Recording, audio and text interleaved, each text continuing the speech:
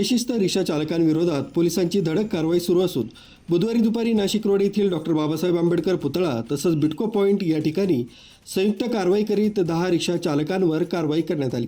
कारवाईत 2 रिक्षा कागदपत्रे संपल्यानं तसंच लायसन्स बॅच वैध नसल्यानं पोलिसांनी जप्त केलेत। नाशिक रोड पोलीस ठाण्याचे पोलीस निरीक्षक जितेंद्र सपकाळे, पोलीस उपनिरीक्षक जितेंद्र माळी, मोटर वाहन विभागाचे सहाय्यक निरीक्षक मोनिका आचार्य, सहाय्यक निरीक्षक शशिकांत पाटील आदींनी कर्मचाऱ्यांसह डॉक्टर बाबासाहेब आंबेडकर पुतळा आणि बिटको चौकात संयुक्त कारवाई करीत रिक्षा चालकांवर दंडात्मक कारवाई करून कागदपत्रे संपलेल्या 2 रिक्षा जप्त केल्या। नाशिक शहरात पोलिसांनी 200 पेक्षा अधिक रिक्षा चालकांवर कारवाई केल्यानं बेशिस्त रिक्षा चालक शिस्त पाळत ड्रेस कोड बॅच नियमांचं पालन करीत आहेत। शहरातील मध्यवर्ती भागात आणि बाजारपेठ परिसरात काही ऑटो रिक्षा चालकांच्या बेशिस्त वर्तनामुळे वाहतुकीचा प्रवाह विस्कळीत होतोय। तसंच सर्वसामान्य जनतेस देखील रिक्षा चालकांच्या बेशिस्त वर्तनामुळे त्रास सहन करावा लागतोय।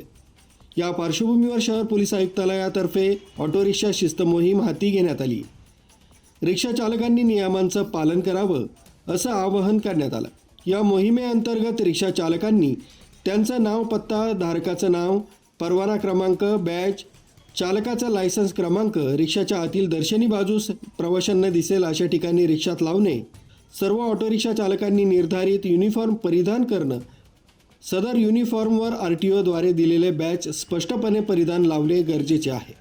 परवाना संपलेल्या तसंच तांत्रिकदृष्ट्या अयोग्य तसंच धोकादायक रिक्षा चालवताना मिळून आल्यास सदर ऑटो रिक्षाचं निलंबन करण्यात येईल। धोकादायकरित्या तसंच वेगवान अर्थात ओव्हरस्पीड स्वरूपात रिक्षा चालवताना मिळून आल्यास कारवाई करण्यात येईल आदी बाबींवर विशेष लक्ष देण्यात आले।